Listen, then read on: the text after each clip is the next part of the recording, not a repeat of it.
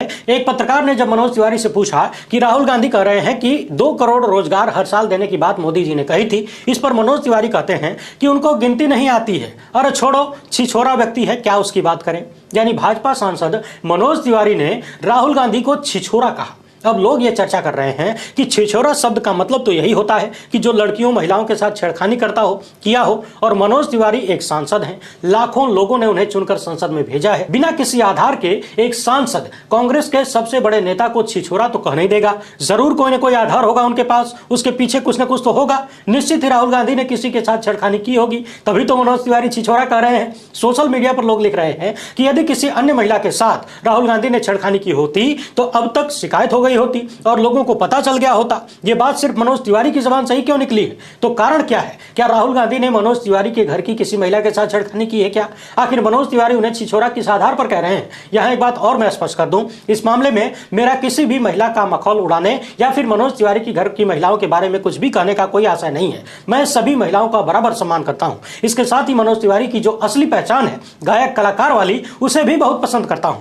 मगर एक सांसद के रूप में मनोज तिवारी ने कभी भी ऐसा कोई उदाहरण पेश नहीं किया जिससे उन्हें एक सांसद के रूप में कोई महत्व दिया जाए, बल्कि इसके उलट उन्होंने लगातार ऐसी उलझुल बातें कही हैं जिससे उनकी छवि और धूमिल होती है, खराब होती है। यह बात कितनी शर्मनाक है कि लाखों मतदाताओं द्वारा चुना हुआ एक सांसद भारत की सबसे पुरानी पार्टी के सबसे बड़े नेता को छिछोरा बुला रहा है। वैसे भी पिछले कई सालों से भाजपा के सांसदों पर लगातार यह आरोप लगता है कि सत्ता का नशा उनके सिर चढ़कर बोल रहा है। असल सवालों के जवाब जब नहीं मिलते तो गालियों से काम चलाते हैं। पिछले दिनों आपने देखा था, भरी संसद में भाजपा सांसद रमेश बिधूड़ी ने बीएसपी के सांसद दानिश अली को भड़वा, कटुआ, आतंकवादी सब कुछ बुला दिया था। और इसके बाद भाजपा सांसद को क्या सजा मिली, क्या कार्रवाई हुई, आप सबको पता है। पोस्टर दिखाने की वजह से विपक्ष के सांसदों को निलंबित कर दिया जाता है। कथित तौर पर बिना किसी सक्षम जांच के टीएमसी सांसद महुआ मोइत्रा को संसद से बाहर कर दिया जाता है। और वाजिब सवाल पूछने पर, चर्चा की मांग करने पर, संसद में हमले पर चर्चा की मांग करने पर लगभग 150 सांसदों को निकालकर फेंक दिया जाता है। लेकिन भाजपा के तमाम गालीबाज सांसद उसी सदन में बैठे रहते हैं। अब सवाल यह है कि भाजपा के सांसदों की जबान में ठूस ठूस कर गालियां भर दी गई हैं।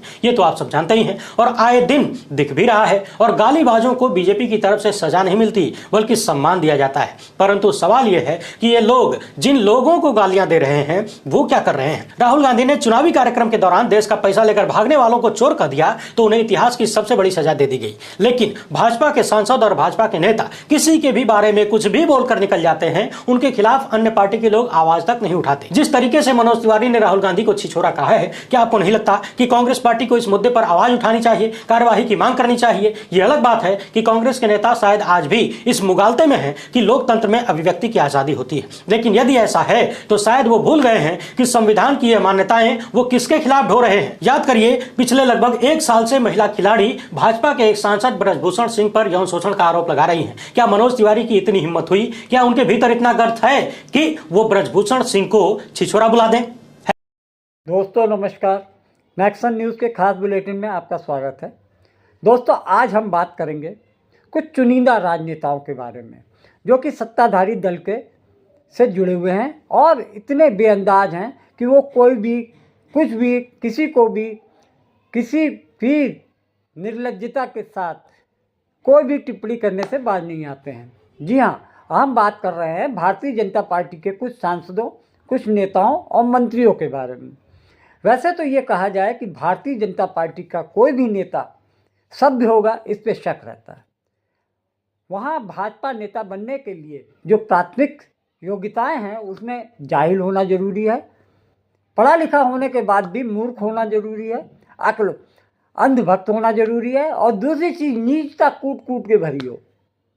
अब आप कहेंगे कि ये तो कुछ ज़्यादा हो गया, लेकिन नमूने कुछ ऐसे हैं जिनको आप देख सुनकर आप मान जाएंगे कि ये सब क्वालिटी भाजपा के नेता में होती है। पार्टी में वही नेता प्रमोशन पाता है जो कि इन सब अवगुणों से परिलिप्त होता है, यानी सराबोर होता है, बेहद जाहिल, शर्मनाक और निष्ठापूर्ण बयान देने में माहिर हो, उसका प्रमोशन यहाँ बहुत ज़रूरी है।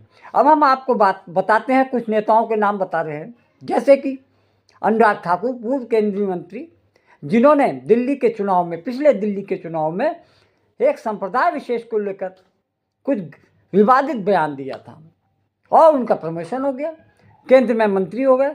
उसके बाद वो ऐसे बयान देने में माहिर होते चले गए। ये एक नमूना है। दूसरा नमूना हम आपको बताते हैं कि रमेश बिधूड़ी जो कि 3 बार के दो बार के सांसद और 1 बार के बीजेपी के विधायक रह चुके हैं, उन्होंने पिछले साल दानिश अली जो सांसद थे उनके बारे में अपशब्द कहे, वो भी सदन के अंदर। लोकसभा का सदन चल रहा था, सत्र चल रहा था, और वहाँ पर उन्होंने ऐसे अभद्र भाषा का प्रयोग किया दानिश अली के खिलाफ में, और सारा संसद, सारा सदन चुपचाप बैठा रहा, यहाँ तक कि लोकसभा स्पीकर भी चुप रहे। उन पर कोई एक्शन नहीं लिया गया और ये कहा गया कि इनके भाषण को निकाल दिया गया है। ये है केवल इतनी सी बात। और भी बहुत सारे नेता हैं, जैसे कि गिरिराज सिंह जो इस समय मोदी सरकार मोदी .3 में मंत्री हैं, अश्विनी चौबे हैं, बहुत सारे ऐसे नेता हैं जो कि अपने बयानों के लिए जाने जाते हैं।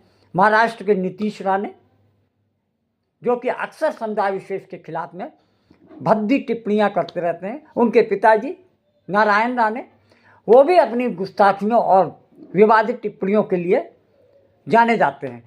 वो सदन में ही कहते हैं, सदन में ही अबे तबे करके बात करते हैं और सदन चुप रहता है। लोकसभा स्पीकर चुपचाप रहते हैं, कोई एक्शन नहीं। ऐसे ढेर सारी लंबी लिस्ट है जिसके बारे में ये कहा जाए कि भाजपा के नेता, क्या सांसद, क्या मंत्री, सब के सब बेअंदाज हैं। उनको लग रहा है कि अब सरकार आ गई है तो हमेशा के लिए भाजपा की सरकार देश में रहनी है। इस मुगालते में है वो कि उनकी सत्ता तो कभी जाएगी नहीं। यही वजह है कि तीसरी बार जब सरकार बनी, बड़ी जोड़ तोड़ करके किसी तरीके से सरकार बनी, उनके 63 सांसद हार गए।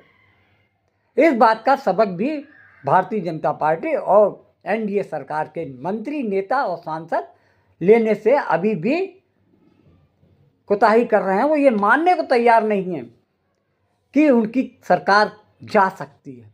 हालात ऐसे हैं कि 2024 के बाद जब चुनाव तीसरी बार जीतकर भारतीय जनता पार्टी और एनडीए की सरकार बनी, तब से खींचतान मची हुई है। इस समय की सरकार बैसाखी की सरकार है। बैसाखियों के नाम पर नीतीश कुमार की पार्टी जेडीयू और चंद्रबाबू नायडू की पार्टी टीडीपी, इन दोनों के सहारे है, क्योंकि भारतीय जनता पार्टी अपने बल पर पूर्ण बहुमत यानी 272 का आंकड़ा नहीं छू सकी।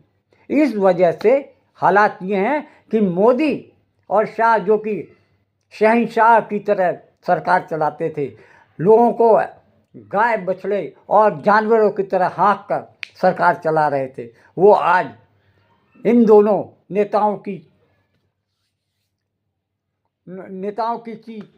आवभगत करने में लगती है। उनके आगे थोड़ी पे हाथ रखकर उनकी खुशामद करनी पड़ती है। और आप ये सोचिए कि नीतीश कुमार और चंद्रबाबू नायडू दूध के धुले हैं? जी नहीं, दोनों ही बहुत ही स्वार्थी और मौका परस्त नेता हैं। नीतीश कुमार पिछले 20 साल से बिहार में मंत्री सीएम बने हुए हैं, वहीं पे टीडीपी के नेता चंद्रबाबू नायडू ने अपने ससुर की पार्टी पे कब्जा करके वहाँ की मुख्यमंत्री पद हथियाया था। यानी दोनों ही सब एक दूसरे को मौका मिलने पर कब दगा दे जाए कोई बड़ी बात नहीं। साल भर पहले टीडीपी के सुप्रीमो चंद्रबाबू नायडू को मोदी सरकार की जांच एजेंसियों ने जेल में भेजा था। आज उन्हीं के सहारे मोदी सरकार चल रही है। अपने स्थानीय इलाके की क्या समस्याएं हैं, कैसे समाधान पाएंगे उनका? जो हमारे लोगों की परेशानी है महंगाई से, भ्रष्टाचार, उसको कैसे हम दूर करें? हमको तो ऐसा पॉलिसी मेकर देना पड़ेगा देश को जो पॉलिसी मेकर। तो आप भी तो चुने जाएंगे, आपकी क्या सोच है इन सब चीजों पे? कोई सोच है? नहीं, क्या सोच है आपकी? ये सच्चाई है। महंगाई का समाधान क्या है? सीधा सवाल जवाब। महंगाई का समाधान हमारी पार्टी के पास है, आपके पास नहीं है। मैं अभी देखिए, अरे, उम्मीदवार की खुद की पूरी खुद की देश सोच की है। महंगाई हम अकेले दूर कर सकते हैं। कुछ तो अपनी नॉर्थ ईस्ट दिल्ली की महंगाई दूर कर दीजिए, कैसे कीजिएगा? नॉर्थ ईस्ट दिल्ली की महंगाई अलग थोड़ी है देश की महंगाई कैसे से। दूर कीजिएगा? नॉर्थ ईस्ट में ट्रैफिक सीधा की सवाल समस्या पूछो। है। नहीं, ट्रैफिक नहीं, आपने बोला महंगाई बड़ी समस्या है। मैं आपसे पूछ रहा हूँ कि महंगाई की समस्या पे निजात पाने के लिए मनोज तिवारी क्या करेगा? हम जो हमारी नरेंद्र मोदी के जो योजनाएं होंगे उसके लिए हम लड़ेंगे, लोगों को वो क्या योजनाएं पारित होंगी? करवाएंगे। क्या योजनाएं होंगी? अब आप हवा में है आप। आधे घंटे के प्रोग्राम में मैं तो आपको वक्त दे रहा हूँ, बताइए मुझे। नहीं, देखिए, महंगाई के लिए डीजल पेट्रोल के जो दाम हैं इसको बढ़ा दिए जाते हैं। आसपास के देशों में देखिए तो कितने मोदी सस्ते के टाइम हैं। पे नहीं बढ़ेंगे दाम? बढ़ेंगे नहीं, घटेंगे। कैसे घटेंगे? घटेंगे, घटाएंगे हम लोग। हवा में हैं आप, हवाई किले बना रहे हैं सर, अरे मुझे बताइए कि होगा कैसे? अगर देश के बाहर पैसा नहीं कहना भेजना बहुत है, आसान है, कुछ फिल्म का देश- डायलॉग नहीं है जनाब। आपको नहीं। मुझे समझाना होगा कि महंगाई कम कैसे होगी।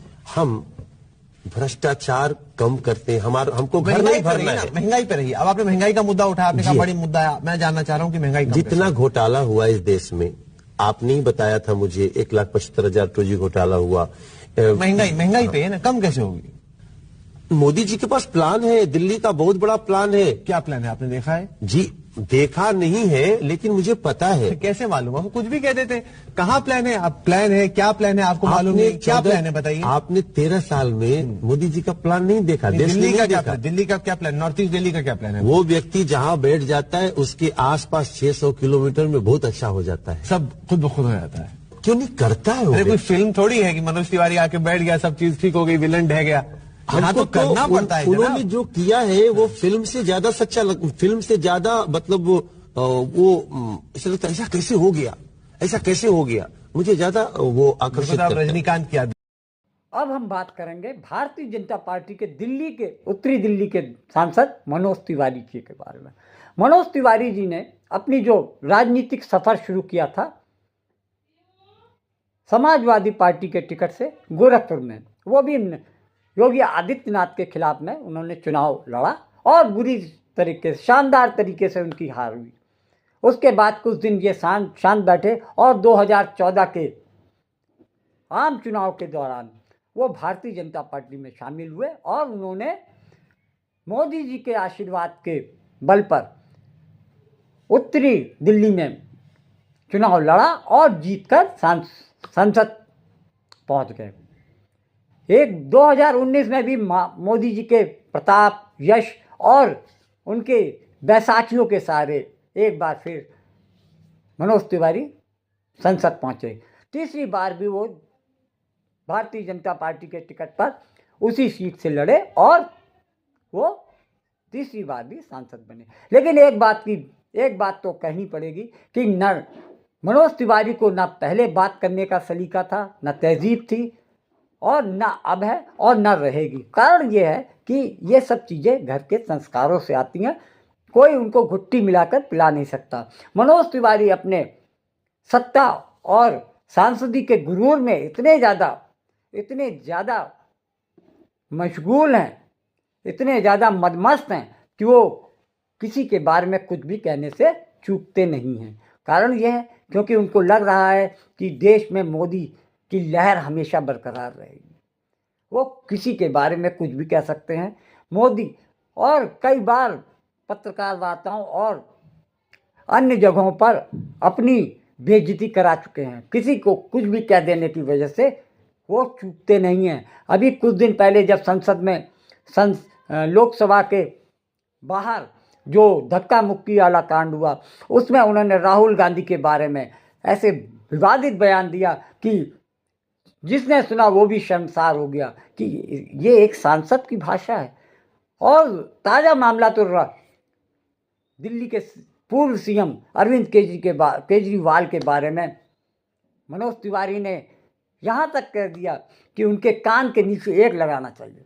मतलब ये एक पूर्व सीएम के बारे में एक चुना हुआ सांसद ऐसी भद्दी और अभद्र टिप्पणी करता है, ये बहुत ही शर्मनाक है। ये समझ गए हैं कि लोग कि भारतीय जनता पार्टी के नेता, सांसद और मंत्री इतने मदमस्त हैं, इतने सत्ता के गुरूर में हैं कि वो सोचते हैं जब तक सरकार है उनका कोई बाल बांका नहीं कर सकता। आओ आप इन सब बातों को समझने के लिए ये जो वीडियो क्लिप हैं, मैं चाहता हूँ आप इनको जरूर सुने।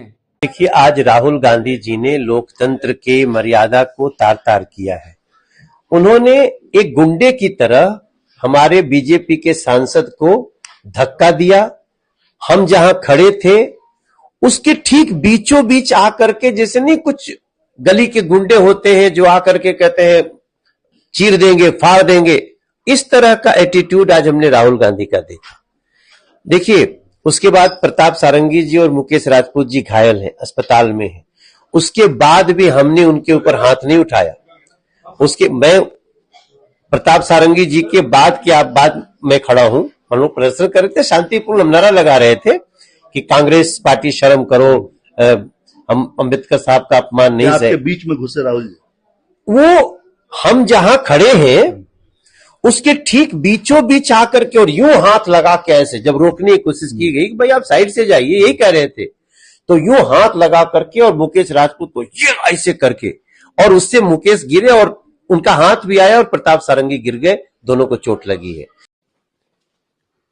जब आपकी सरकार है तो आप दे सकते हैं। पहली बार मैं देख रहा हूं जिसकी सरकार है वो कह रहा है हमारी बनेगी तो देंगे। कान के नीचे लगाना चाहिए खींच के।